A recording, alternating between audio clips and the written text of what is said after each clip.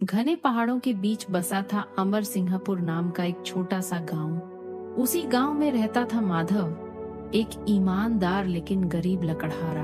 उसके पिता ने मरते समय उससे सिर्फ एक बात कही थी, जंगल के बीच जो बूढ़ा नीम का पेड़ है, उससे कभी कुछ मत मांगना और न ही उसे काटना।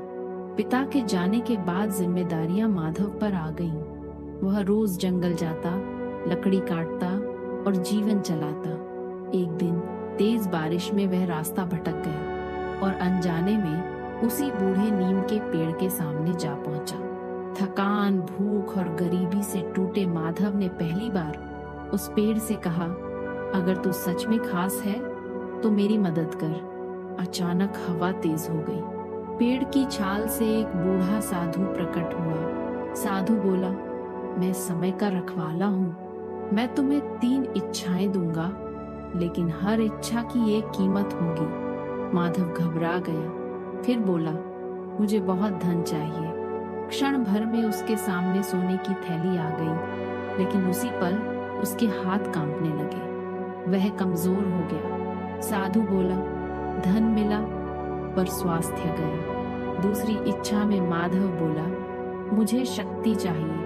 वह बलवान बन गया, लेकिन उसके मन से दया समाप्त हो गई। अब तीसरी और आखिरी इच्छा बची थी। माधव की आंखों से आंसू बहने लगे। उसने कहा, मेरी पिछली दोनों इच्छाएं वापस ले लो। मुझे सिर्फ इतना दो कि मैं मेहनत कर सकूं और संतोष से जी सकूं। साधु मुस्कुराया।